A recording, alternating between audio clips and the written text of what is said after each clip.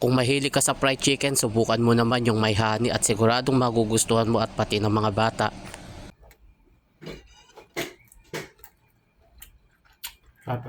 May nabili nga pala akong chicken wings na halagang 200. Nahugasan ko na nga rin pala to at pagkatapos timplahan natin ito ng kalamansi. Tansyahan na lang yung ginawa ko at naglagay na rin ako dito ng paminta. At saka ako naglagay ng patis, dinamihan ko na rin para malasa yung karne.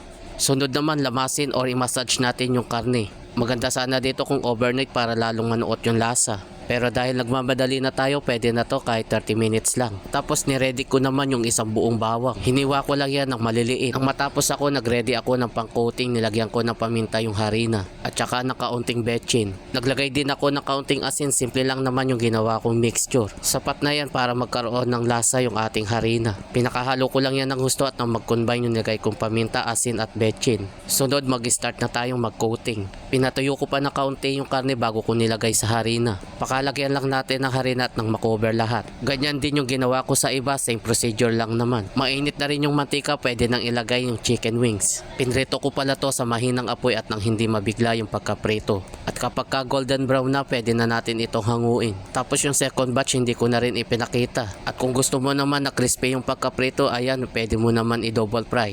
After maiprito lahat, salang ulit tayo ng panibagong kawali. At lagyan ng kaunting mantika, unahin natin itong bawang. Kailangan kasi medyo toasted yung pagkaluto pero hindi naman yung sobrang toasted. Mahina lang din yung kalan dyan at nang hindi lang matuyo agad kapag nilagay yung butter. At kung wala naman kayo neto, pwede naman yung margarine. Promise mga lod, siguradong magugustuhan ito ng mga bata lalo na kung mahilig sila sa fried chicken.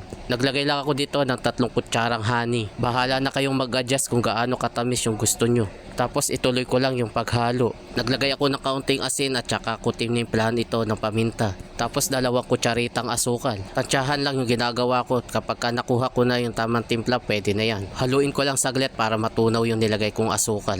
At syempre kailangan natin tikman kung sakto na ba yung lasa niya or yung tamis. Okay na yung timpla niya mga lods, pwede nang ilagay tong chicken wings. At kung nagustuhan mo yung ating recipe ngayon, paki-like and share mo naman. Haluin lang natin to ng maigi at ng pantay yung lasa. Promise mga lods, kung mahilig sa fried chicken yung anak ninyo or ikaw, naku siguradong magugustuhan nyo to.